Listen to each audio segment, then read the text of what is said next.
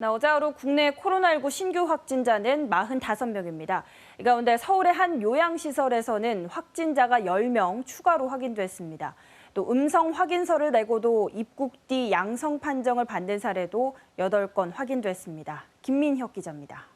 오늘 0시 기준 국내 코로나19 신규 확진자는 45명으로 집계됐습니다.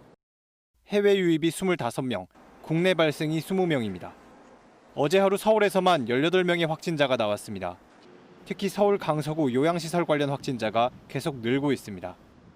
지난 19일 이곳 시설 이용자가 최초로 확진 판정을 받은 뒤 이용자 8명과 가족 2명 등 총 10명이 어제 추가로 양성 판정을 받았습니다.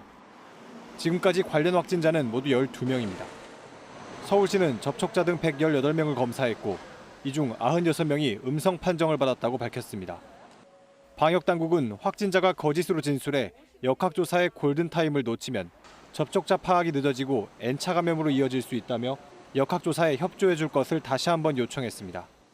그러면서 서울 송파 60번 확진자로 인해 지금까지 확진자 12명이 확인됐다고 전했습니다. 광주광역시는 해당 확진자를 광주경찰서에 고발 조치했습니다. 해외 유입 확진자 25명 가운데 미국에서 5명, 필리핀과 카자흐스탄에서 각각 4명씩 유입됐습니다. 이런 가운데 방역 강화 대상 국가에서 입국하며 음성 확인서를 제출했지만 국내에서 다시 양성 판정을 받은 사례가 현재까지 8건으로 확인됐습니다.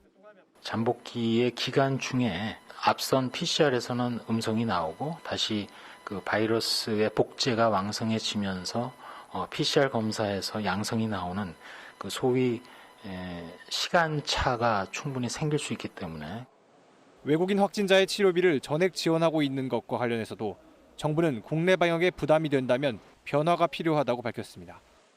한편 방역당국은 혈장 치료제의 제재 생산이 가능한 혈장이 수집돼 생산을 시작했고 다음 달 중 제재 생산이 완료될 예정이라고 밝혔습니다. 또 항체 치료제도 지난 17일 식약처 승인을 받아 국내에서 인체 임상 일상에 돌입했다고 전했습니다. KBS 뉴스 김민혁입니다.